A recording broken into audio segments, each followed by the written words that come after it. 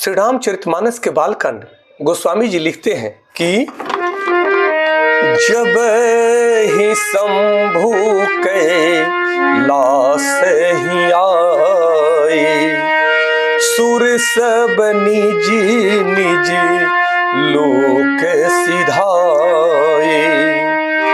जगत मातु पितु शंभु भवानी, जगत मातु पितु शंभु भवानी।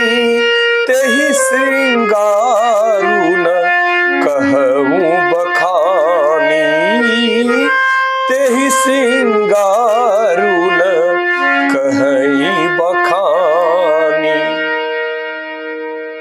गोस्वामी जी लिखते हैं कि जब ही शंभु कैलास ही आए, सुर सब निज निज लोक सिधाए। जगत मातु पितु शंभु भवानी, तेहि सिंगारु न कहूं बखानी। कहते हैं कि जब भगवान शिव जी कैलाश पर्वत पर पहुंचे तब सब देवता अपने अपने लोकों को चले गए। गोस्वामी तुलसीदास जी कहते हैं कि पार्वती जी और शिव जी जगत के माता पिता हैं, इसलिए मैं उनके श्रृंगार का वर्णन नहीं करता। गोस्वामी जी कहते हैं कि भगवान शिव और माता पार्वती जी जो जगत के माता पिता हैं, मैं उनका श्रृंगार कैसे कर पाऊंगा।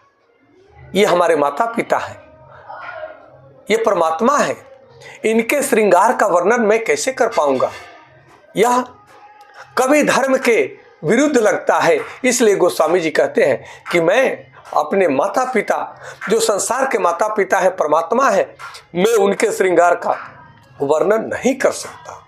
इस भाव को समझने की आवश्यकता है कि दिव्यता और सौंदर्य शब्दों से परे होते हैं, इसलिए हमें दिव्यता अंदर से प्रकट होती है। दिव्य संसार जब दिखता है कि जब हमारी दिव्य दृष्टि जागृत हो जाती है, और जो दिव्य दृष्टि से इस दिव्य संसार को देखता है वह उन श्रृंगार को, उन सौंदर्य को वह शब्दों में वर्णन नहीं कर सकता। इस भाव को समझने की आवश्यकता है कि हमें हर पल अपने परिवार के साथ, अपने समाज के साथ दिव्य भावों से ही जुड़ करके रहना चाहिए। जब हमारे अंदर हमारा हृदय पवित्र होता है, हमारी भावनाएं पवित्र होती है, तब हमारा जीवन पवित्र होता है, शुद्ध होता है। एक दूसरे का आदर करने में हम सक्षम होते हैं और सब हमारा भी आदर करते हैं। इसलिए आज इतना ही, कल पुनः दूसरे चौपाई के साथ मिलेंगे। आप सबको कोटि कोटि नमन। हर हर महादेव। जय श्री राम, जय श्री राम।